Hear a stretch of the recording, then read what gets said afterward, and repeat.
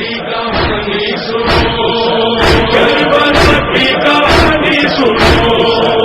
اس کہانی میں زہرا کا گھر بار ہے، ان کا بیٹا جو جنت کا سردار ہے، مرکزی اس کہانی کا کردار ہے، اس کا ایک بھائی ہے جو علمدار ہے۔ تم تصور میں مستر چلو، کربلا کی کہانی سنو، کربلا کی کہانی سنو، کربلا کی کہانی سنو۔ نصرت حق کی خاطر وہ گھر سے چلا، 2 محرم کو پہنچے تھے کربو بلا، ماں بہنوں کا بچوں کا بھی ساتھ تھا، 7ویں سے مسافر کو پھنسا رکھا۔ اس مصیبت کا ماتم کرو، کربلا کی کہانی سنو، کربلا کی کہانی سنو،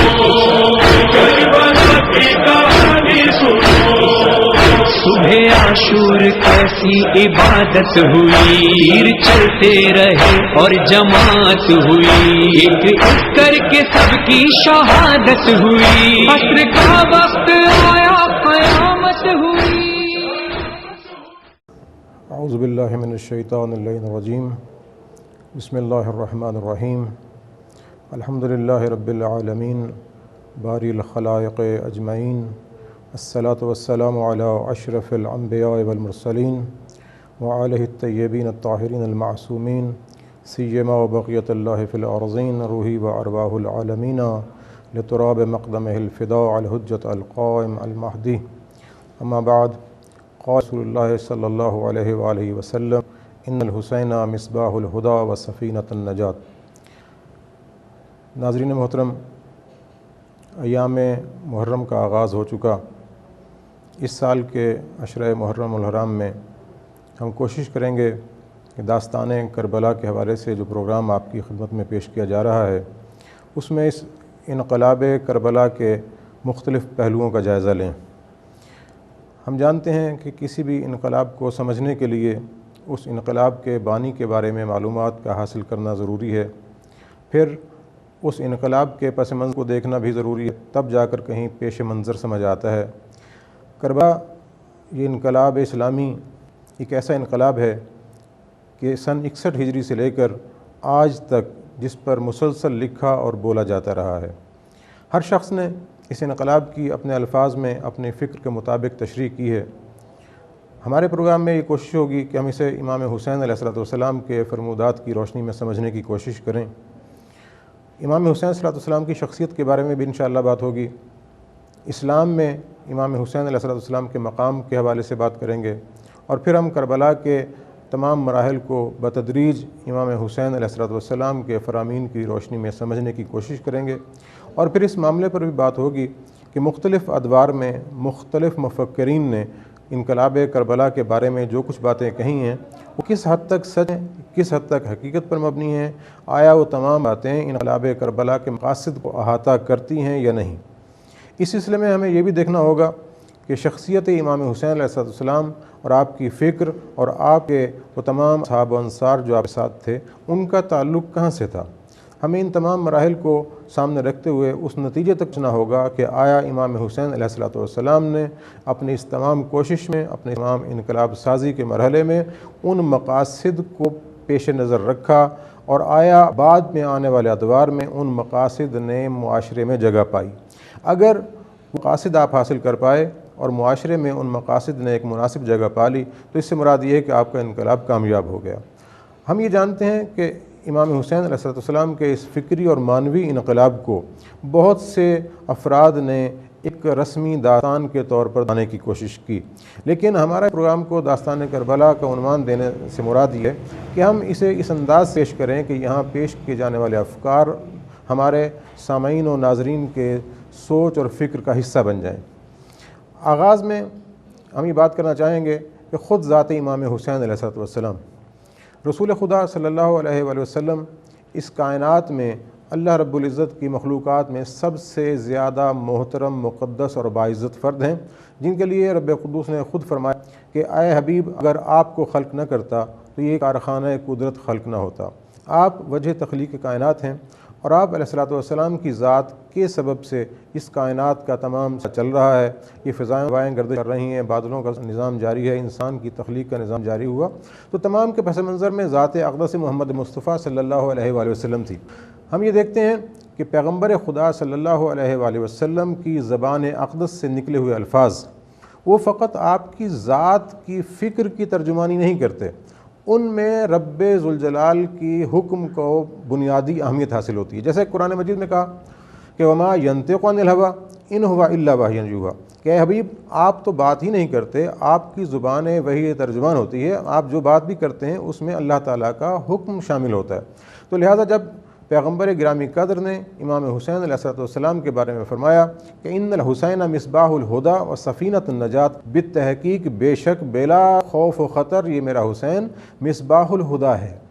یعنی ہدایت کا چراغ ہے، وہ سفینۃ النجات، نجات کی کشتی ہے۔ اس فرمان کو سمجھنے کے لیے میں ایک مختصر سی بات آپ کے سامنے پیش کرنا چاہوں گا۔ دو لفظ استعمال ہوئے ہیں، مصباح اور دوسرا لفظ جو استعمال ہے وہ سفینہ۔ مصباح کے معنی ہے چراغ۔ پیغمبر صلی اللہ علیہ وآلہ وسلم اللہ تعالیٰ کی طرف سے عطا کیے گئے علم کی بنیاد پر قیامت تک کے لیے اس زمانے کی علمی ترقی کو جانتے تھے، اور یقیناً آپ کے علم میں یہ تھا کہ آنے والے زمانوں میں روشنی کے کتنے سورسز وجود میں آ جائیں گے، کتنے منابع وجود میں آ جائیں گے۔ اس سے بھی قطع نظر اگر دیکھا جائے تو اس زمانے میں بھی چاند روشنی کا مرکز تھا، سورج روشنی کا مرکز تھا، لیکن پیغمبر خدا نے یہ نہیں فرمایا کہ میرا حسین ہدایت کا سورج ہے، نہیں فرمایا، بلکہ آپ نے جو لفظ استعمال کیا کہ میرا حسین ہدایت کا چراغ ہے۔ تو ذرا چراغ کے بارے میں اگر غور کیجئے تو چراغ ایک ایسی شے ہے کہ مٹی کا ایک برتن ہے جس میں کچھ تیل ہے اور اس میں ایک ایسا ریشہ ہے جس کی بنا پر وہ روشنی دے رہا ہے۔ اگر آپ آج کے دور کی الیکٹرسٹی کے حوالے سے سوچیں، ایک ذریعے سے آپ کرنٹ لے رہے ہیں اور اس ایک تار پر آپ نے 100 بلب لگا دیے ہیں، تو جب آپ آخری 100 بلب روشن کریں گے تو پہلے بلب کی روشنی بھی کم ہو جائے گی۔ یہ ایک فطری بات ہے کیونکہ وولٹیج کی مقدار وہ نہیں رہے گی۔ اس کے مقابلے میں ہم دیکھتے ہیں کہ پیغمبر گرامی قدر نے جو لفظ استعمال کیا چراغ، مصباح، تو اس سے مراد یہ ہے کہ آپ آج بھی تجربہ کر کے دیکھ لیجئے، ایک چراغ روشن ہے، اس کی لو سے آپ دوسرا چراغ روشن کر لیجئے، 100 چراغ نہیں آپ 1000 چراغ روشن کر لیجئے، پہلے چراغ کی روشنی ماند نہیں ہوگی، بلکہ ہر چراغ اتنی ہی روشنی دے گا جس نے اس پہلے چراغ سے روشنی لی ہے۔ لہذا امام حسین علیہ السلام روشنی کا وہ چراغ ہیں، ہدایت کا وہ مرکز ہیں کہ آپ پورے عالمین کو ہدایت دے رہے ہیں، اور آپ کے خزانہ ہدایت میں کمی واقع نہیں ہو رہی۔ اس طریقے سے دوسرا لفظ استعمال ہوا کہ سفینۃ النجات، کہ یہ نجات کا سفینہ ہے۔ اس میں ایک فلسفہ پنہا ہے۔ پیغمبر علیہ السلام کا یہ فرمان انتہائی جامعیت کے حوالے سے بہت معراج پر ہے۔ آپ فرماتے ہیں کہ میرا حسین نجات کا سفینہ ہے۔ یہ سفینہ، کشتی، دریا کے ایک کنارے سے لے کر دوسرے کنارے تک جانے کے لیے استعمال ہوتی ہے۔ کوئی مسافر بھی اگر کشتی کی تعریف میں رطب اللسان ہو جائے، کشتی کے اوصاف بیان کرنے لگ جائے، کیا ایک کنارے سے دوسرے کنارے پر پہنچ سکتا ہے؟ صاحبان عقل کہتے ہیں کہ وہ نہیں پہنچ سکتا۔ وہ اس دوسرے کنارے پر تب پہنچے گا کہ جب اپنے آپ کو اس کشتی میں بٹھا دے گا، اور پھر جدھر کشتی جائے اسی سمت میں وہ کشتی کے ہمراہ جاتا رہے۔ آخر کار وہ کشتی اسے دریا کی تلامتم انگیز موجوں سے نجات دلا کر دوسرے کنارے تک پہنچا دے گی۔ ہم دیکھتے ہیں کہ امام حسین صلی اللہ علیہ وسلم کے بارے میں پیغمبر علیہ السلام کا فرمایا ہوا یہ جملہ ایک عملی جملہ ہے، ہمیں زندگی کی تعبیر دے رہا ہے کہ اگر تم نجات حاصل کرنا چاہتے ہو تو حسین علیہ السلام کے سپرد ہو جاؤ، یعنی اپنے آپ کو حسین کے سپرد کر دو، حسین آپ کو جدھر لے جائیں اسی سمت میں چلتے رہیں۔ آخر کار یہ رہنما، یہ بہترین قائد، یہ بہترین لیڈر آپ کو نجات دلا کر، دنیا کے ظلمت قدوں سے نجات دلا کر، جہنم کی تمام آلائشوں سے نجات دلا کر خدا کی رضا اور رضوان کے ساتھ جنت میں پہنچا دے گا۔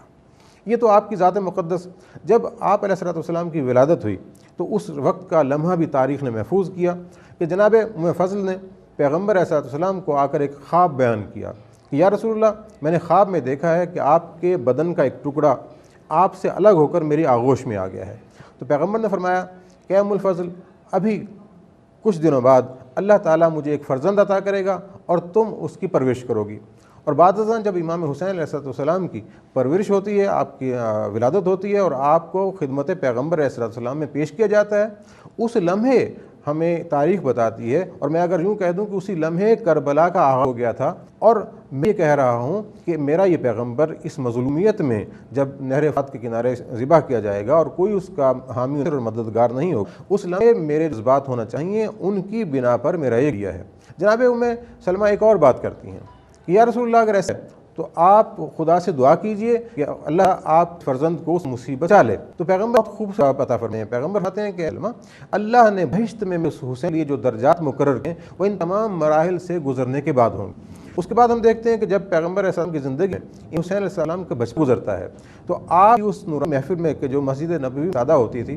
جب آپ دیکھتے ہیں کہ امام حسین علیہ السلام دروازے سے داخل ہوئے ہیں، اگر آپ خطبہ جمعہ بھی ارشاد فرما رہے ہیں تو خود ہی چھوڑ دیتے ہیں، اپنا ممبر بھی چھوڑ دیتے ہیں اور تمام مجمع کو عبور کر کے آتے ہیں اور اپنے اس حسین کو اٹھا کر اپنی آغوش میں بٹھا لیتے ہیں۔ آغوش میں بٹھانے کے بعد پھر دوبارہ خطبے کا آغاز کرتے ہیں۔ اس میں سے آپ یہ نقطہ اخذ کر سکتے ہیں کہ امام حسین علیہ السلام کے بارے میں پیغمبر علیہ السلام نے فرمایا حسین مجھ سے ہے اور میں حسین سے ہوں۔ معنی طور پر حسین علیہ السلام تکامل پیغمبر کی منزل میں ہیں۔ پیغمبر علیہ السلام کے مقاصد کو اس دنیا میں پھیلانے کے لیے، اللہ تک اس دین کی قامت دینے کے لیے اور اس دین خدا کی وہ تمام جزیات فکری اور عملی کے ذہنوں تک پہنچانے کے لیے امام حسین علیہ السلام کا وجود مقدس ضروری تھا۔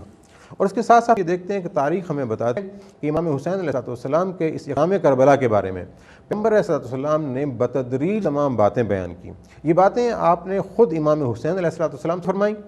حضرت علی مرتضیٰ سے بھی فرمائیں، جناب فاطمہ زہرا سلام اللہ علیہ سے بھی فرمائیں، اور صرف گھر کی بات نہیں، آپ نے یہ باتیں مجمع عام میں، مسجد نبوی میں، اصحاب کرام کے مجمع میں بھی بیان فرمائیں۔ اور اس کے بعد ہم دیکھتے ہیں کہ امام علی علیہ السلام نے اس واقعہ کربلا کے بارے میں پیغمبر کی تعلیمات کو لوگوں پہنچایا۔ جب امام حسین علیہ السلام دور آتا ہے اور امام حسین علیہ السلام امین ہیں صحابہ کسا کے، پیغمبر علیہ السلام فکر کے شارح ہیں، آپ کے برانشین ہیں، اور آپ دیکھتے ہیں کہ زمانے نے کروٹ بدلی ہے کہ دنیا میں اسلام فقط نہ رہ گیا ہے، اسلام فکر اسلام سے دور کیا گیا ہے، اسلام ایک رسم کی حیثیت حاصل کر لی۔ تو میں یہ سمجھتا ہوں کہ امام حسین علیہ السلام کا یہ انقلاب اسلام کو رسم کی وادی سے نکل کر امن کی وادی میں لانے کا نام تھا۔ ہم داستان کربلا غور کرتے ہیں تو امام حسین علیہ السلام کے تمام اقدامات اسلام کے تحفظ کے لیے، اس کی بقا کے لیے اور اسلام کے نظریے کو لوگوں تک پہنچانے کے لیے، یہ جو 60 سال گرد پڑی تھی اسلام کے افکار پر، حسین علیہ السلام کا اقدام اس گرد کو دور کرنے کے لیے تھا، تاکہ آنے والی صدیوں میں انسان کی نظر اسلام کی شفافیت تک پہنچ سکے، اسلام کی حقانیت تک پہنچ سکے، اسلام کی وہ حقیقی فکر ان کے سامنے واضح سکے۔ اس کے بعد ہم یہ بھی اس پروگرام میں ذکر کریں گے کہ کہا یہ جاتا ہے کہ امام حسین علیہ السلام اہل کوفہ کی دعوت پر کربلا تشریف لے گئے اور پھر وہاں آپ شہید کر دیے گئے۔ اس میں اہل کوفہ کے علاوہ کسی اور کا کوئی عمل دخل نہیں ہے۔ یہ بات بھی تاریخ دانوں نے مختلف عوامل کے تحت عام کی، اس کے بارے میں بھی ہمیں سوچ و بچار کرنا ہے، اور آخر کار ہمیں اس نقطے تک پہنچنا ہے کہ آج تک داستان کربلا جو مومنین کے دلوں میں ایک آگ لگائے ہوئے ہے، جو ایک ایسی روشنی بن چکی ہے جس سے ہم اسلام کی حقانیت کو سمجھ سکتے ہیں، ایک ایسا دیا بن چکا ہے جس سے ہم بہت سے ہدایت کے چراغ جلا سکتے ہیں، اور ایک ایسا عملی مظاہرہ ہے اسلام کا کہ اگر ہم اس داستان کے حقائق کو اپنے عمل میں، اپنی فکر میں، اپنے کردار میں سمو لیں تو ہم چلتے پھرتے حسینی بن سکتے ہیں۔ اس مرحلے تک پہنچنے کے لیے ہم نے اس پروگرام میں بہت سی باتیں آپ کے ذہن تک پہنچانی ہیں، جس میں سے آغاز ہم آج کر رہے ہیں کہ امام حسین علیہ السلام نے اس انقلاب کربلا کا ظاہری آغاز کب سے کیا۔ تو ہم دیکھتے ہیں کہ تاریخ ہمیں بتاتی ہے کہ جب امیر شام کا انتقال ہو گیا اور اس کی جگہ اس کا بیٹا اس حکومت اسلامی کا قائد بنا، سربراہ بنا، اور اپنے آپ کو خلیفۃ الرسول کے مقام پر اس نے بیان کیا اور تمام مسلمانوں سے دوبارہ بیعت لیے جانے کا حکم صادر کیا، اور یہ بیعت لینے کا حکم گورنر مدینہ تک بھی پہنچا۔ جب مدینہ کے گورنر کو یہ حکم پہنچا تو اس میں لکھا ہوا تھا، چند افراد کے نام باقاعدہ تاریخ میں ملتے ہیں کہ امام حسین صلی اللہ علیہ وسلم کے حوالے سے عبداللہ ابن عمر، عبداللہ ابن عباس اور عبداللہ ابن زبیر، ان تمام کے باروں سے ملتا ہے کہ ان سے بیعت لی جائے، لیکن خصوصی احکامات تھے حضرت امام حسین علیہ السلام کے بارے میں۔ اب یہاں تاریخ ایک اور رخ بھی پیش کرتی ہے، وہ یہ کہ امیر شام نے اپنے بیٹے کو کہا تھا کہ حسین علیہ السلام سے زیادہ تعارض نہ کرنا۔ یہ تعارض نہ کرنے کا جو وصیت کا جملہ تھا، یہ ایک سیاسی حوالے سے تھا، کیونکہ وہ چاہتا تھا کہ میرے بعد میرے فرزند کی حکومت بھی ایسے ہی مستحکم رہے کہ جس کے سامنے اسلام کا لبادہ ہو اور اس لبادہ اسلام میں تمام فسق و فجور بیان ہوتے رہیں اور عملی طور پر اسلام کہیں نظر نہ آئے۔ لیکن یزید اپنے والد سے بھی زیادہ لاابالی تھا، اس نے آخر کار لکھ کے بھیج دیا گورنر مدینہ کو کہ حسین علیہ السلام سے بیعت لی جائے، اگر بیعت نہ کریں تو ان کا سر روانہ کر دیا جائے۔ یہ وہ باتیں جو تاریخ میں ڈھکی چھپی نہیں ہیں۔ اب جب 27 رجب کو امام حسین علیہ السلام مسجد نبوی میں موجود ہیں اور گورنر مدینہ کا پیامی آتا ہے اور آ کے کہتا ہے کہ آپ کو گورنر نے یاد کیا ہے، امام حسین صلی اللہ علیہ وسلم وہاں دیکھتے ہیں کہ وہاں عبداللہ ابن زبیر بھی موجود ہیں، عبداللہ ابن عمر بھی موجود ہیں اور ان افراد کو بھی بلایا ہے۔ تو یہ افراد امام حسین صلی اللہ علیہ وسلم سے سوال کرتے ہیں کہ اس وقت بلایا جانا کس لیے ہوگا؟ تو آپ نے فرمایا کہ لگتا ہے کہ ان کی حکومت کا سربراہ اس دنیا سے جا چکا ہے اور اب پھر نئی تشکیلات کا مرحلہ آ چکا ہے۔ آپ نے مسجد نبوی سے اپنے گھر کا رخ کیا اور بنو ہاشم کے کچھ افراد کو ساتھ لیا، جنہیں یہ ہدایت دی کہ آپ میرے ساتھ چلیں گے لیکن آپ دربار سے باہر ٹھہریں گے، اس گورنر ہاؤس سے باہر ٹھہریں گے، اگر ضرورت پڑی تو میں آپ کو آواز دے کر بلا لوں گا۔ اس انداز سے امام حسین صلی اللہ علیہ وسلم اپنے گھر اقدس سے چلے اور جا کے گورنر مدینہ سے ملاقات کی۔ یہاں ایک بات میں آپ کے ذہن نشین کرنا چاہتا ہوں کہ اس بات کو تمام پروگراموں میں اپنے پیش نظر رکھیے گا کہ امام حسین علیہ السلام کہ جس وقت گورنر مدینہ کے پاس پہنچے اور گورنر مدینہ کے پاس مروان بن حکم بھی بیٹھا تھا، اور اس وقت گورنر مدینہ نے وہ خط پڑھ کر سنایا کہ جس میں امام حسین علیہ السلام سے طلب بیعت کا تقاضا کیا گیا تھا۔ امام علیہ السلام نے اس خط کے جواب میں ایک جملہ بیان فرمایا جو اصل ابتدائے انقلاب حسینی ہے، جس میں ہم یہ سمجھ سکتے ہیں کہ امام حسین علیہ السلام نے اس انقلاب کی بنا کیوں رکھی۔ آپ فرماتے ہیں کہ یا ایھا الامیر، اے امیر، اے سربراہ حکومت مدینہ، ہم کیا ہیں؟ انا اہل بیت النبوہ،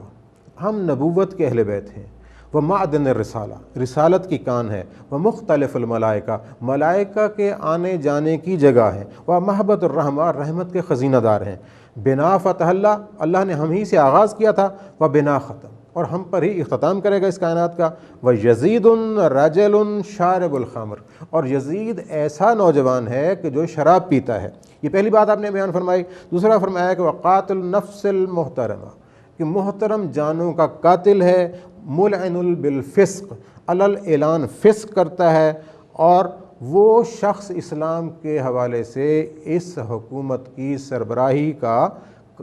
اہل قطعاً نہیں ہے۔ اور پھر آپ نے فرمایا کہ تم بھی صبح کرو اور ہم بھی صبح کریں گے۔ یہ وہ جملات ہیں امام علیہ السلام کے جو آپ کے اس انقلاب کے مختلف پہلوؤں کو واضح کرتے ہیں۔ یعنی سربراہ حکومت اسلامی میں کون سی خصوصیات ہونا چاہیے، امام علیہ السلام ان خصوصیات کو بیان کرتے ہیں۔ جس انداز کو آپ نے بیان کیا وہ انتہائی خوبصورت انداز۔ پہلے آپ اپنا تعارف کراتے ہیں کہ ہم اہل بیت نبوت ہیں، آپ یہ نہیں فرماتے کہ ہم اہل بیت محمد ہیں۔